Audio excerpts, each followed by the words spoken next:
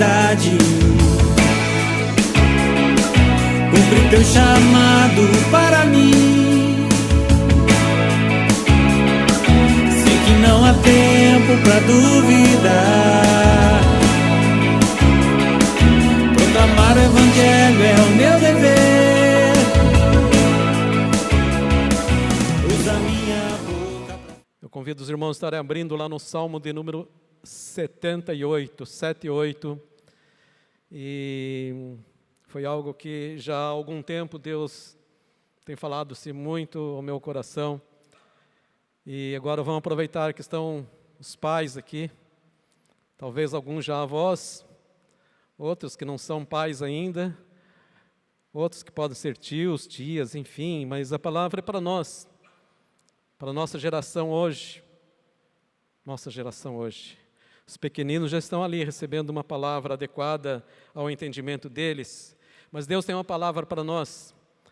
É dirigida aos pais, mas é dirigida a todos nós que somos, de certa forma, responsáveis pela geração que vai vir aí, por essa geração que está nascendo e por aquela que ainda vai vir. No Salmo 78, nessa versão minha, tem como título a salvação que Deus concedeu a Israel e a rebelião contra ele. É terrível, né? Rebelião, né? Um negócio terrível. Eu vou ler a partir do versículo de número 5, que diz: porque ele estabeleceu um testemunho em Jacó, e pôs uma lei em Israel, e ordenou aos nossos pais que a fizessem conhecer a seus filhos. Então, como eu falei, é uma ordem que Deus está dando, né? Uma ordenança do Senhor. Ele ordenou o quê? Né? Aos pais, que levassem esse conhecimento aos seus filhos, para que, versículo 6, para que a geração vindoura soubesse, quer dizer, tivesse esse conhecimento, e os filhos que nascessem se levantassem e contassem aos seus filhos como que chegou o evangelho até nós, como que nós estamos aqui. Porque a geração anterior à minha me contou, mesmo todas as suas dificuldades, toda a falta de conhecimento, mas me contaram. Me traziam para a escola dominical, se esforçaram. E eu creio que a geração anterior à minha já recebeu isso, da geração que foi anterior a elas, e assim por diante, e chegou até nós. Talvez muitos aqui estejam iniciando agora na fé, é bênção, mas não esqueçam desse mandamento do Senhor. Então, mas eu já trouxe meu filho aqui, ele está lá na escola dominical. Mas você tem conversado com ele em casa, não somente perguntando o que você aprendeu na escola dominical, mas contando da sua vida,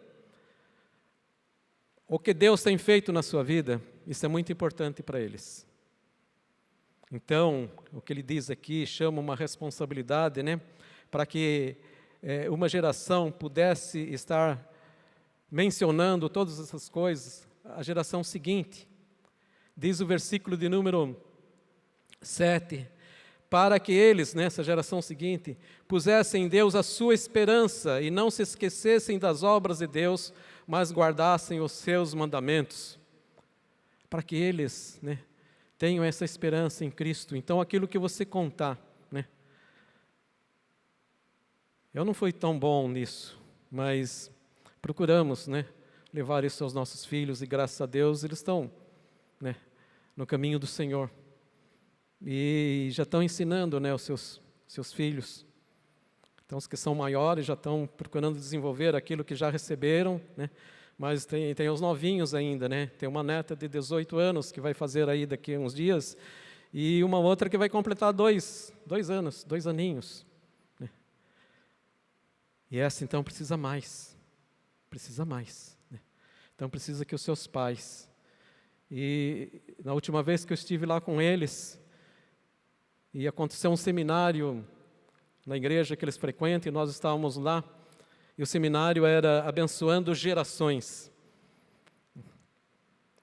E aí a pastora falou, vai e leva o Lucilipe, né? E eu fiquei meio assim, não, né? Tal. Eu sei que por fim, ele que veio me convidar, né? Pai, vamos fazer. Porque não tinha mais vaga para as mulheres, né? Porque o curso tem os momentos, né, de estar em grupos, né, discutindo o assunto que foi falado anteriormente, né? Então é separado homens e mulheres. E aí nós fomos. E percebemos que foi muito útil, porque ele relembrou aquelas coisas que ele havia aprendido quando era criança. Por quê? Porque eles, em 4 anos, eles mudaram em 5 cidades, e não conseguiram se estabelecer, né, numa cidade, numa igreja. E depois veio toda aquela questão, não, porque a criança é pequena, né, um problema para levar para o culto, né, começa a acontecer uma série de coisas, né. Mas aí ele pôde reconhecer isso, graças a Deus, né. E quando nós saímos de lá, no meio do ano, ele estava, né, já com outras atitudes ali, né, trocando até aqueles CDs de música, né, que as crianças gostam, que dançam, né. Aí já tinha mais Ana Paula Valadão, enfim, tal, né, e foi já mudando, né, os critérios, né. É para isso. Mas graças a Deus porque ele não esqueceu, né. Graças a Deus pelo pouco que até a gente passou para eles, né. Mas foi importante, né. Ele termina aqui no versículo 8 e diz, né, terminando o versículo 7, que diz, para que guardasse os seus mandamentos, e entrando no 8 diz, e não fossem como seus pais, geração contumaz e rebelde, geração que não regeu o seu coração, e cujo espírito não foi fiel para com Deus.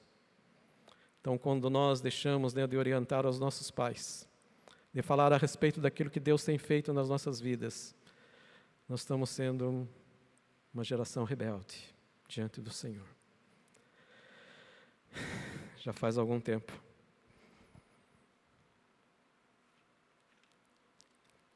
Que esses textos estavam incomodando meu coração. E eu senti de compartilhar com vocês. Se vocês estão fazendo o melhor, louvado seja o nome do Senhor. Se não estão, não precisa levantar a mão, não, mas procura fazer. É importante a geração deles. Se os dias hoje não estão fáceis, eu não sei como será o deles. Não sei. Só Deus. E eles precisam estar fortes e fortalecidos no Senhor para poderem levar à frente essa grande missão sobre a face da terra, né? Mas o texto que nós vamos estar meditando, que Deus falou ao meu coração para essa manhã, está lá no livro de Hebreus, Hebreus no capítulo 3. E nós vamos encontrar nesse Hebreus capítulo 3, falando a respeito de um povo rebelde também. Aquele povo que estava no deserto, aquele povo que saiu do Egito, que foi tirado do Egito, através da mão poderosa do Senhor. E nós cantamos aqui, né, Santo, Santo, Deus Todo-Poderoso. Esse Deus Todo-Poderoso que nós cantamos hoje, foi o Deus Todo-Poderoso que resgatou o povo dele ali, naquela vida miserável de escravidão no Egito. E esse Deus Todo-Poderoso é aquele que tem resgatado as nossas vidas, porque o Egito continua hoje, esse mundo aí, cruel, que escraviza as pessoas, que mata, que destrói. Mas o povo de Deus, o povo dele que saiu do Egito, foi um povo rebelde. Povo rebelde. E a rebeldia, a rebelião, Deus não permite. Não permite. É algo que está fora, pode ser o maior pecado, o maior crime que você tenha cometido, Deus perdoa, porque Deus é uma rebelião contra Ele, Deus não permite. Não está no princípio de Deus isso. Então, Hebreus capítulo 3, eu vou iniciar aqui pelo versículo de número 7, eu vou estar lendo alguns versículos, talvez pule alguns, porque nós temos um tempo, né? Enfim, mas amém. Mas amém, eu creio que o Espírito Santo nos dará a revelação suficiente para os nossos corações nesta manhã. E no versículo 7 diz assim, portanto, como diz o Espírito Santo, quem está falando? O Espírito Santo. E o que o Espírito Santo está falando? Se ouvires hoje a sua voz, não endureçais o vosso coração, como na provação, no dia da tentação no deserto, onde vossos pais me tentaram, me provaram e viram por 40 anos as minhas obras. Aquele povo viu as grandes obras de Deus por 40 anos, mas mesmo assim continuavam murmurando contra Deus, reclamando contra Moisés. Até parece a nossa geração, né? Porque me indignei, diz o versículo de número 10, porque me indignei contra esta geração e disse, estes sempre erram em seu coração e não conheceram os meus caminhos. Não conhecer o caminho de Deus é algo sério, algo sério. Lá em Isaías 55 ele diz, né, porque os meus caminhos não são o quê? Os vossos caminhos, porque os meus caminhos são quais? São mais altos do que os vossos caminhos. E muitas vezes nós queremos andar com Deus no nosso caminho. E aí não dá certo, não dá certo, nós não vamos chegar a lugar nenhum. Vai fracassar essa caminhada. Infelizmente, muitos fracassaram. E às vezes a gente olha para o banco ao nosso redor, não porque está vazio hoje, devido a uma circunstância até, né, de um feriado prolongado e outras coisas mais, trabalho, enfim, não é isso. Mas muitas vezes a gente olha para o banco ou a cadeira ao nosso redor, e cadê aquele irmão que estava aqui comigo algum tempo atrás? Eu não estou falando daqueles que foram para outros lugares, que até se estabeleceram, estão em outra igreja, amém, Deus os abençoe, graças a Deus. Mas e aqueles que não conseguiram andar no caminho do Senhor e se desviaram dele? Onde estão? Onde estão?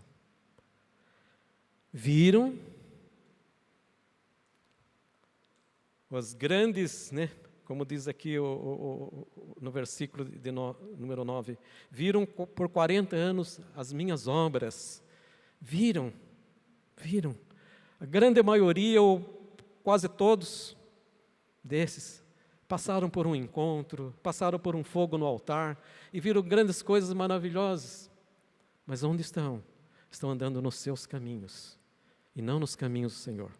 Mas Isaías disse, né, que os nossos caminhos não são os caminhos do Senhor e que os caminhos do Senhor são mais altos que os nossos. Então, que nós procuremos ajustar, né, e andar, né, nessa caminhada com o Senhor. E diz o versículo 11, e assim jurei na minha ira que não entrarão no meu repouso. E o tema para nós nesta noite é que ainda existe um repouso. Ainda existe um repouso para nós. Em plena era 2019, ainda existe um repouso. Deus está falando isso. Mas Deus também deixou, está decidido aqui, declarado, que aqueles que não permaneceram com Ele, que não fizeram aquilo que era para o Senhor, não entrariam, como não entraram, a gente sabe disso, né? A gente já conhece esse fato aqui, né, do que aconteceu ali no deserto. Não entraram no repouso do Senhor. Qual era o repouso que Deus tinha para eles? Canaã, a terra prometida, um lugar que manava leite e mel, de abundância. Eles, quando chegaram na terra, eles plantaram e no primeiro ano eles já colheram o trigo. E no deserto, lá no Egito, eles eram o quê? Escravos. Escravos, mas murmuraram no deserto, reclamaram muito, e Deus não aceita, e foram rebeldes mesmo contra as ordens e a orientação do Senhor sobre a vida deles. Então esse é o cuidado que nós temos que ter, ainda existe um repouso para cada um de nós. Deus tem um repouso, Ele chama-se a Nova Jerusalém, a vida eterna. Está lá, descrito lá em Apocalipse, capítulo 21, 22. É coisas, né, quando a gente lê, foi, meu Deus, isso aí não existe, não pode existir diante de tanta situação que a gente vê aqui neste mundo, nos dias que nós vivemos. Mas tem um repouso ainda. Nós estamos aqui por causa desse repouso, ou existe qualquer outra, né? Não, eu quero uma vida gostosa, né, tal. Jesus falou que enquanto vocês estiverem no mundo, vocês vão ter o quê? Aflições. Louvado seja o Senhor, né? Deus é muito grande, é bondoso, é misericordioso. Ele nos concede sempre momentos em que nós possamos estar respirando um pouco mais. Quando a gente vai lá no Evangelho de Mateus, deixa marcado aí Hebreus, porque nós vamos voltar aí. Então tem momentos na nossa vida, e nós estamos aqui andando com o Senhor, em Mateus, capítulo de número 11, vamos ver aqui as palavras do Senhor Jesus. O Senhor Jesus diz aqui no capítulo 11 de Mateus, no versículo 12, ele diz que desde os dias de João Batista até agora, até 2000 anos atrás, mas até agora também, em 2019, até agora se faz violência ao reino dos céus e pela força se apoderam dele. Se nós queremos alcançar o descanso, o repouso que ainda existe, nós temos que nos esforçar. E esse esforço não é um esforço físico, mas é um esforço, vamos dizer, espiritual, um esforço mental. Eu tenho que me esforçar para conseguir ajustar o meu caminho com os caminhos do Senhor. Esse deve ser o primeiro passo.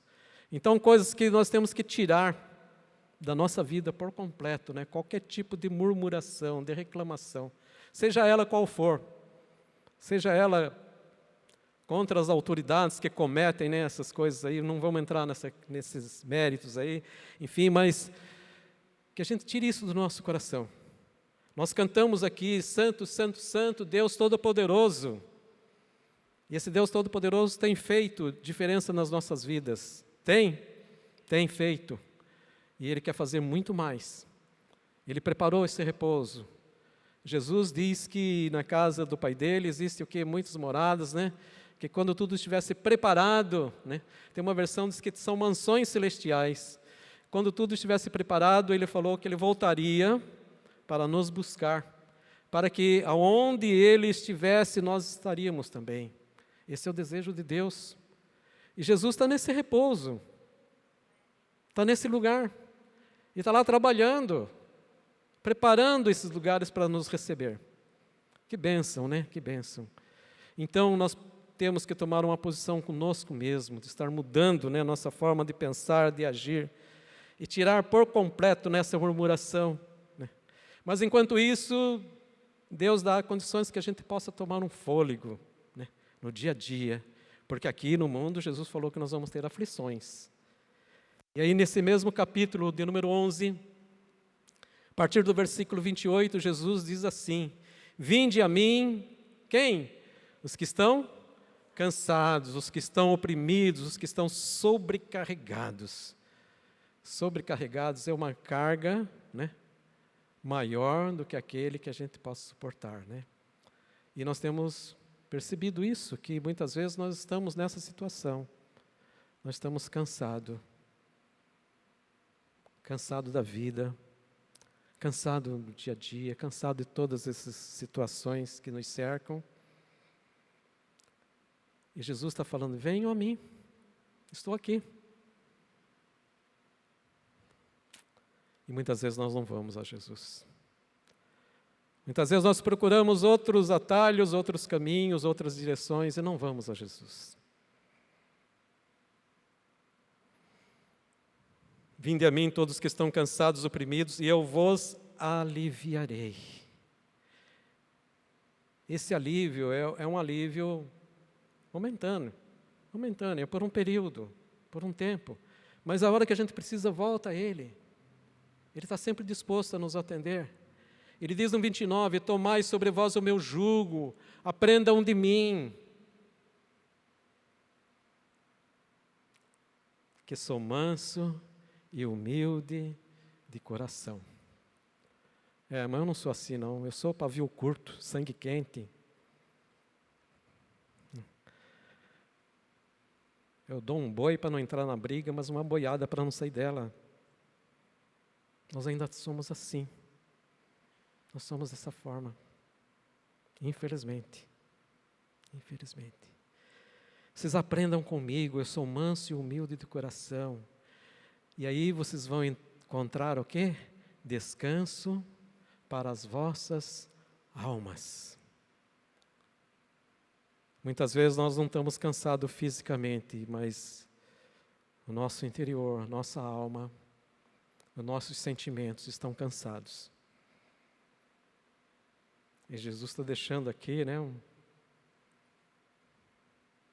coisa gostosa, maravilhosa, né?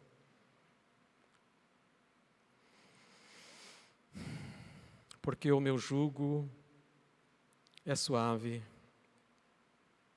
e o meu fardo é leve. Voltando lá para Hebreus.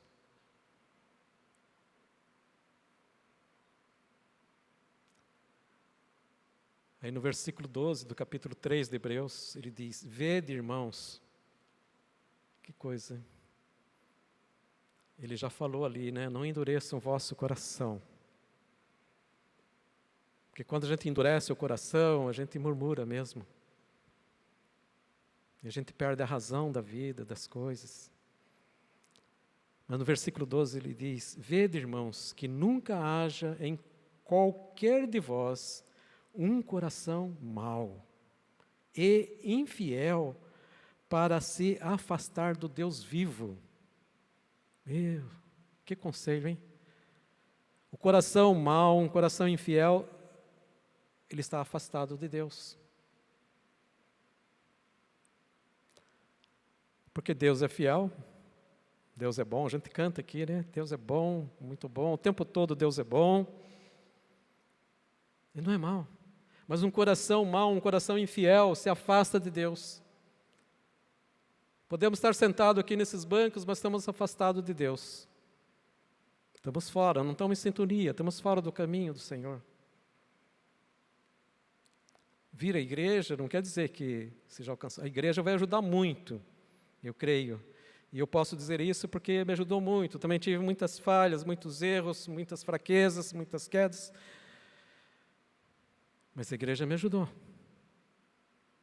a reconsiderar muitas coisas, e acertar e ajustar. E, enfim, eu louvo a Deus por isso.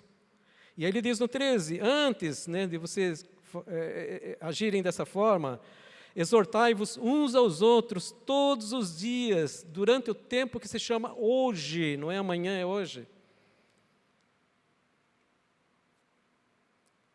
Mas a exortação é uma coisa que ninguém gosta, né? A exortação mesmo com todo amor, com todo carinho, mas ninguém gosta. Porque vai tocar onde? Na sua ferida. Mas ele pede aqui que nós estejamos exortando, né, uns aos outros, para que nenhum de vós se endureça pelo engano do pecado, porque nós tornamos participantes de Cristo, se retivermos firmemente o princípio da nossa confiança até o fim. Não acaba hoje, não. Não acaba depois do culto. É até o fim. Até que Jesus volte, até o dia que Ele nos leve. Até o fim. Nós temos que reter essa fé e estarmos firmemente, né, alicerçados nos princípios que são de Deus. E, versículo 15, enquanto se diz, hoje se ouvires a voz do Senhor, não endureçais o vosso coração, tal. Meu Deus, começa a repetir tudo outra vez.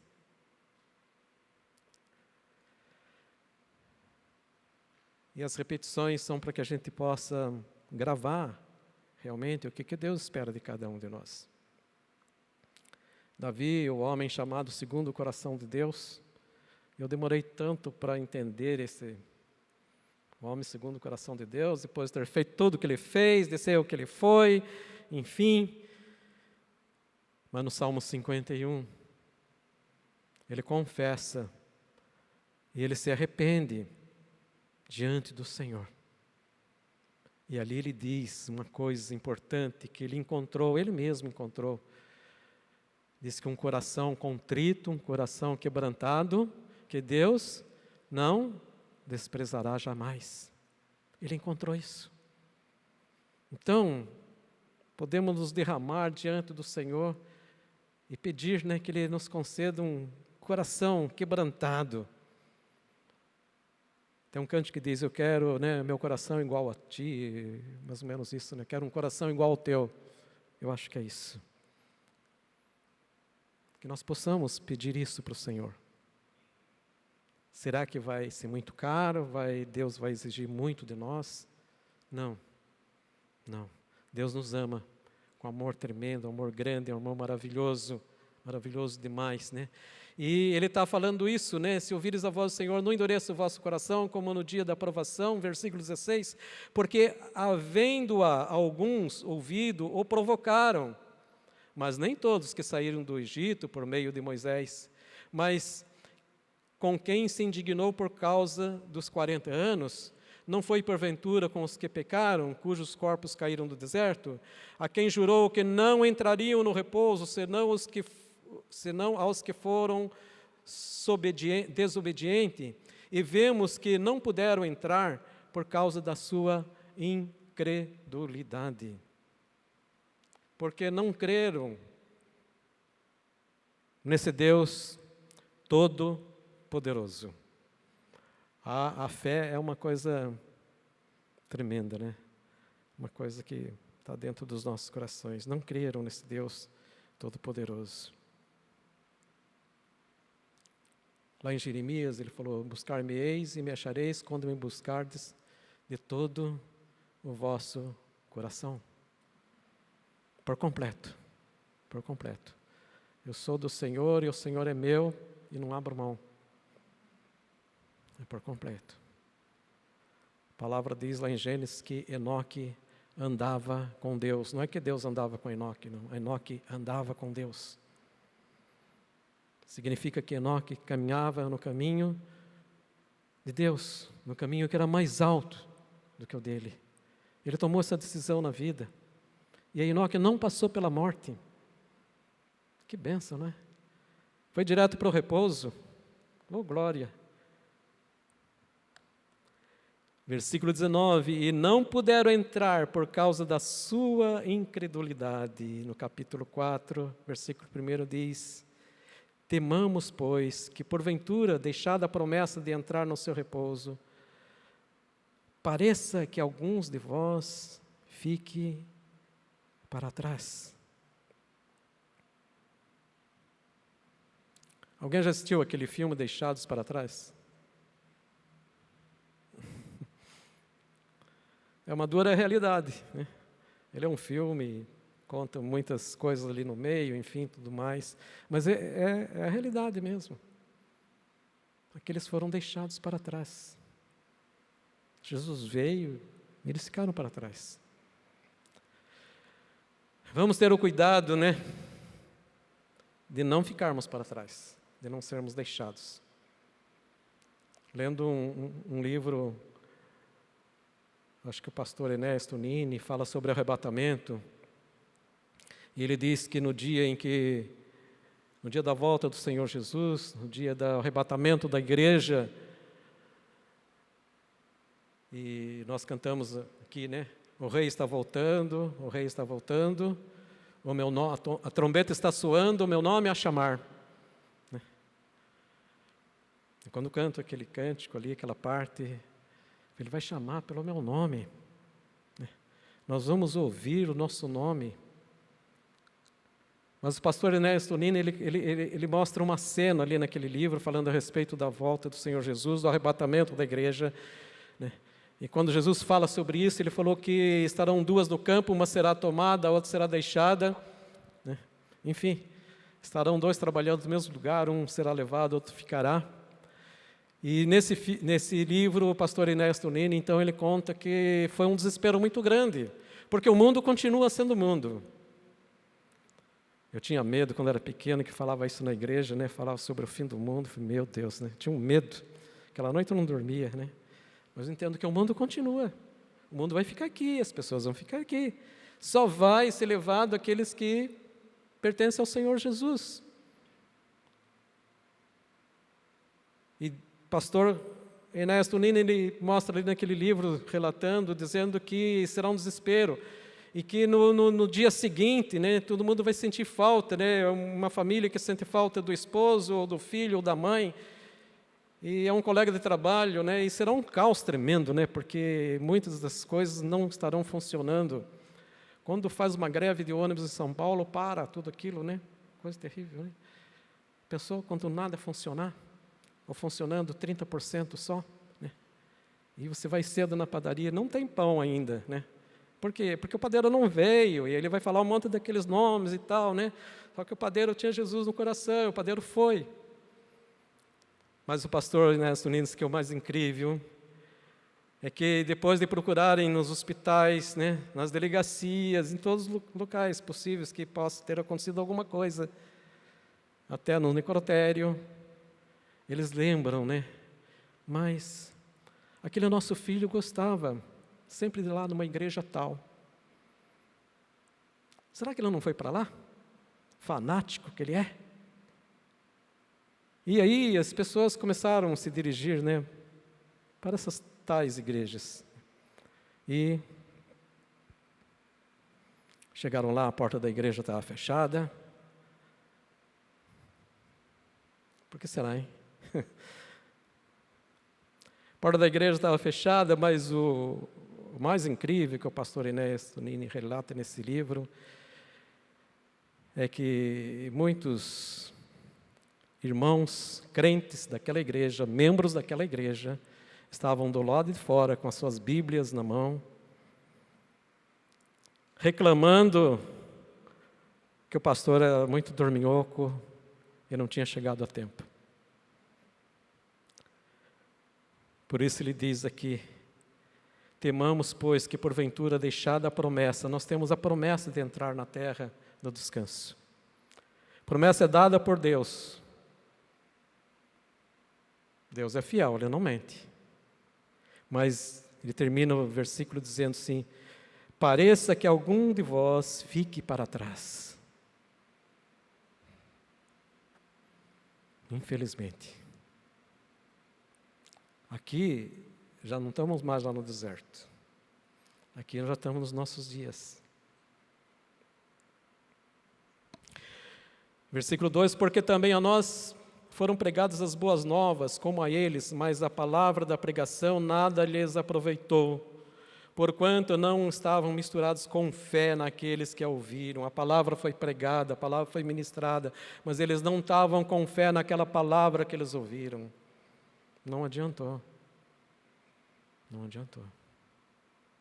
Porque nós, os que temos crido, entramos no repouso, tal como disse: assim jurei na minha ira que não entrarão no meu repouso, embora as suas obras estivessem acabadas desde antes da fundação do mundo. Porque em certo lugar disse assim o sétimo dia, e repousou Deus de todas as suas obras no sétimo dia.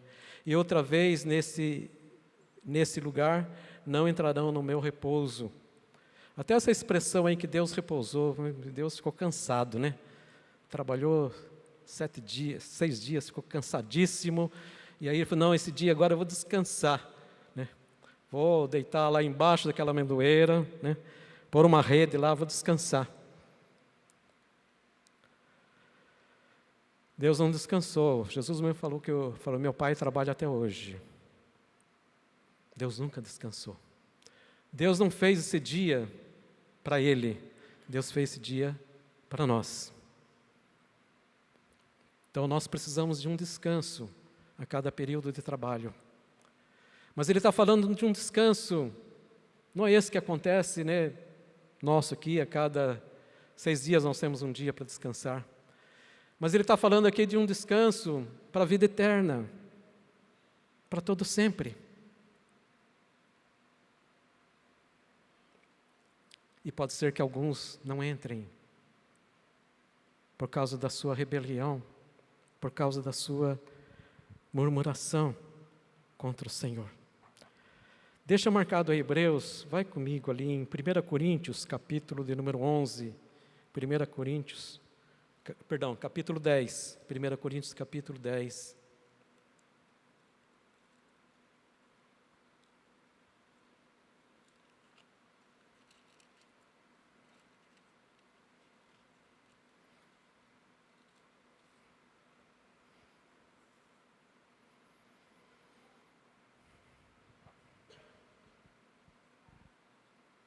Primeira Coríntios capítulo 10, A partir do versículo 1 diz: ora, irmãos, não quero que ignoreis que os nossos pais estiveram todos debaixo da nuvem e todos passaram pelo mar. Foi aquela travessia do Mar Vermelho, que todos foram batizados em Moisés, na nuvem e no mar, que todos comeram de um mesmo manjar espiritual e beberam da mesma bebida espiritual, porque bebiam da pedra espiritual que os seguia, e essa pedra era Cristo. Aqueles que saíram do deserto também viveram esse momento. Receberam a informação que Deus forte e todo-poderoso os havia tirado do Egito. Eles foram tirados do Egito, mas o Egito não foi tirado do coração deles, eles não tiraram o Egito do coração deles. Eles não mudaram o caminho. Então, aqui o apóstolo Paulo está nos chamando a atenção para isso. E aí, a partir do versículo 5, ele diz: mas Deus não se agradou da maior parte deles, pelo que ficaram prostrados no deserto. E essas coisas foram feitas em figura, para que não cobicemos as coisas más como eles cobiçaram. É ensinamento para nós. Né? O que eles cobiçaram? Fizeram um bezerro de ouro, né? Fizeram um Deus para eles. E muitas vezes nós temos feito um Deus para as nossas vidas. Diz o versículo 7: não façais, pois, idólatras como alguns deles, conforme está escrito: o povo assentou-se a comer e beber e levantou para folgar. E não nos prostituamos, como alguns deles fizeram, e caíram num dia 23.000. E não tentemos a Cristo, como alguns deles tentaram e pereceram pelas serpentes. E não murmureis, como também alguns deles murmuraram e pereceram pelo destruidor. Versículo 11. Ora, tudo isso lhes sobreveio como figuras e estão escritas para aviso nosso.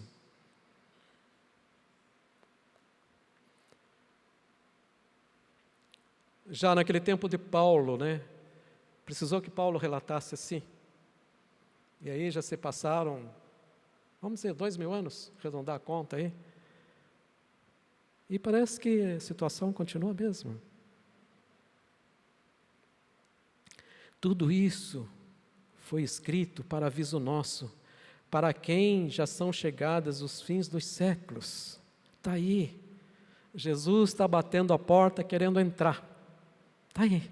Ele voltará. Estejamos nós preparados, Jesus voltará. Se não estivermos preparados, Jesus voltará. Não me pergunte a data, não, que isso aí pertence a Deus, né? Ele mesmo diz, né, que nem ele sabe, nem ele compete. Mas então, tudo isso foi escrito, que nós estamos lendo, que já se passou lá no deserto, foi escrito para aviso nosso, para que nós estejamos atentos ao Senhor.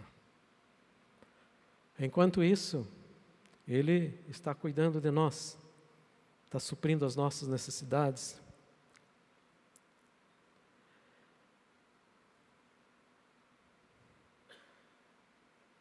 Versículo 3 diz: porque nós, os que temos crido, entramos no repouso, tal como disse. Assim jurei na minha ira que não entrarão no meu repouso, embora suas obras estivessem acabadas desde antes da fundação do mundo. Mas nós que temos crido, nós entraremos nesse repouso.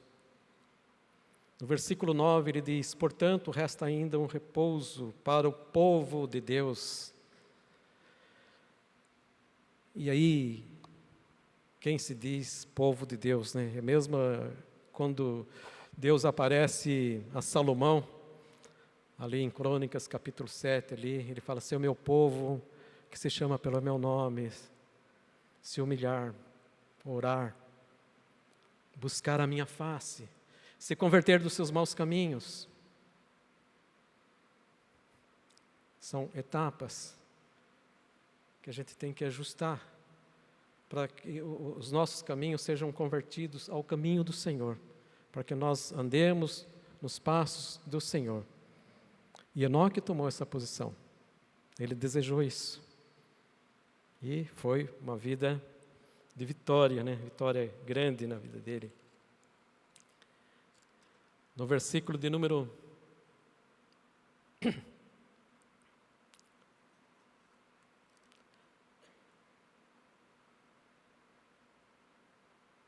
no versículo de número 11, que diz: procuremos, pois, entrar naquele repouso para que ninguém caia no mesmo exemplo da desobediência, porque a palavra de Deus é viva, é eficaz, é mais penetrante do que qualquer espada de 2 gumes, e penetra até a divisão da alma e do espírito, das juntas e medulas, e é apta para discernir os pensamentos e a intenção do coração. Então nós temos que buscar a palavra de Deus viva nas nossas vidas. E ela vai dar essa condição de nós podermos separar entre o joio e o trigo, entre o santo e o profano, e outras coisas mais.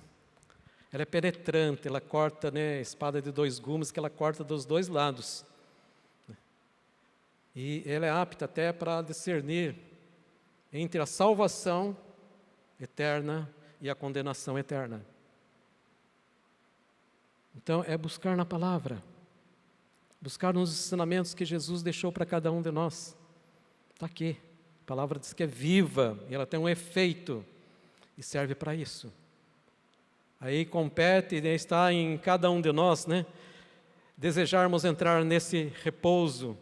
E eu peço aos irmãos que vá aqui, deixa marcado o capítulo 4 aí, no capítulo 11 de Hebreus, capítulo 11.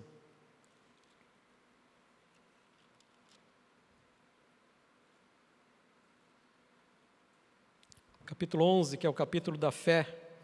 O versículo de número 9 diz que pela fé habitou, está falando a respeito de Abraão, né?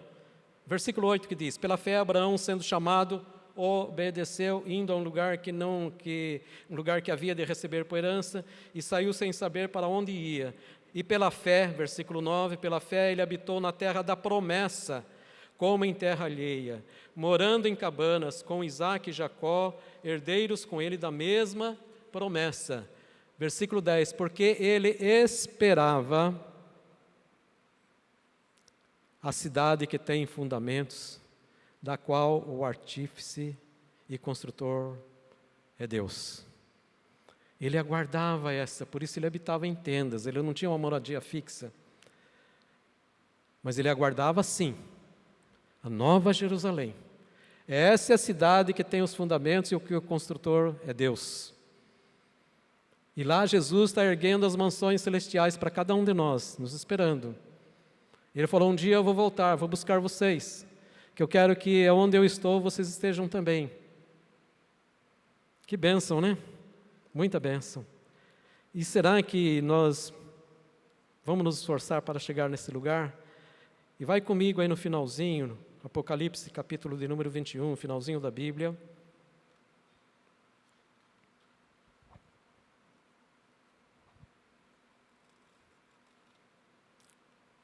Apocalipse, capítulo de número 21. Ele fala aí do novo céu, da nova terra, da nova Jerusalém. E no versículo de número 22, ele diz: e nela não vi nenhum templo. Oh, misericórdia, não tem templo lá. Vou ficar com saudade daqui.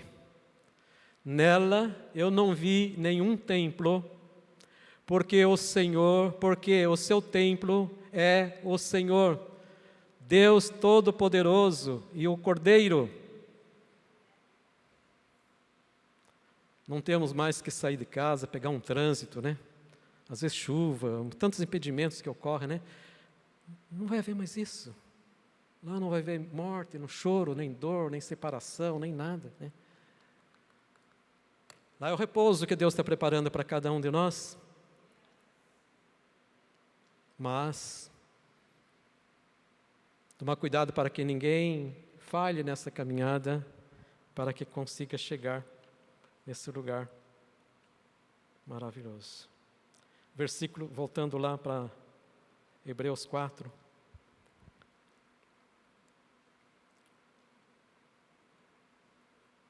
No versículo 11, quando ele diz: procuremos então entrar naquele repouso, para que ninguém caia no exemplo da desobediência. No versículo de número 16.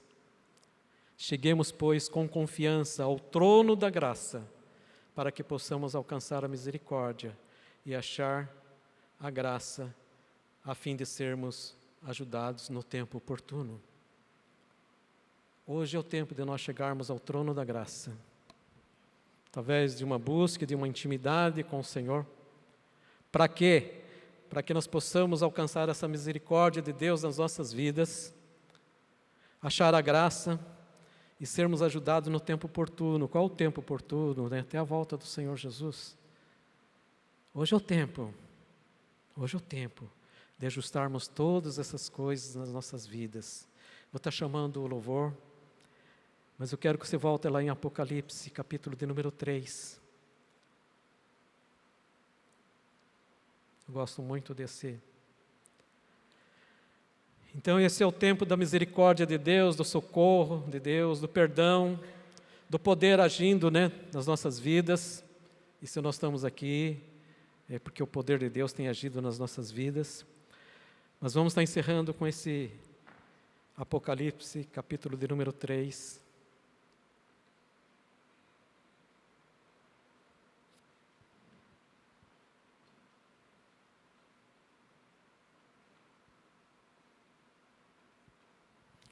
O versículo de número 5. Ao que vencer. Ao que vencer o quê? Ao que vencer essa perseverança. Essa perseverança de andar com o Senhor, de seguir o Senhor, de buscar no Senhor. Ao que vencer. Tem prêmio. Tem prêmios aí. Ao que vencer será vestido de vestes brancas, e de maneira nenhuma riscarei o seu nome do livro da vida.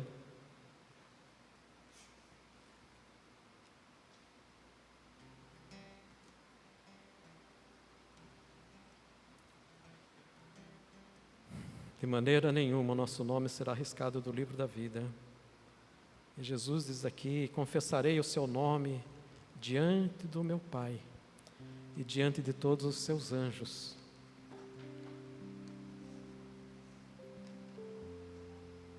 O rei está voltando, a trombeta está tocando, o meu nome a chamar. E quando nós chegarmos lá, Jesus vai nos apresentar diante do Senhor, Deus Todo-Poderoso. Olha, Pai, o nome dele está escrito aqui no livro da vida.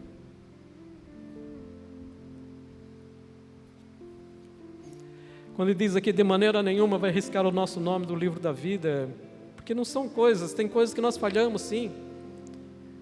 E lá em 1 João diz que se nós dissemos que não pecamos, nós já estamos pecando. Tem coisas que nós falhamos sim no dia a dia, infelizmente, nós somos fracos. Mas nós não podemos murmurar contra Deus, nós não podemos levantar uma rebelião contra os princípios de Deus, que foi o que aconteceu com aquele povo, e infelizmente acontece ainda nos nossos dias. E Ele aqui vai nos apresentar diante de Deus, ali na sala do trono, e diante dos seus anjos. E o versículo 6, que é uma garantia para nós, diz: quem tem ouvidos, ouça o que o Espírito diz às igrejas. E o ouvido foi feito para ouvir.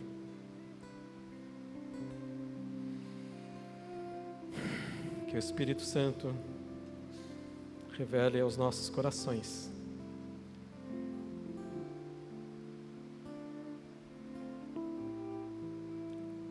essa palavra e o desejo dele. O desejo dele é que todos nós entremos nesse descanso.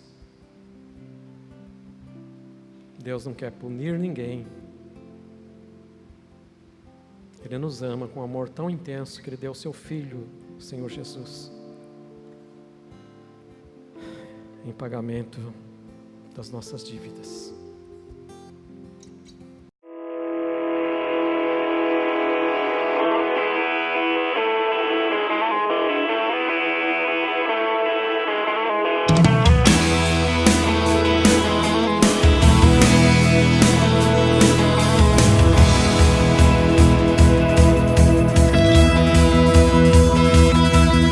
Quero amar as pessoas de verdade, cumprir teu chamado para mim. Sei que não há tempo pra duvidar,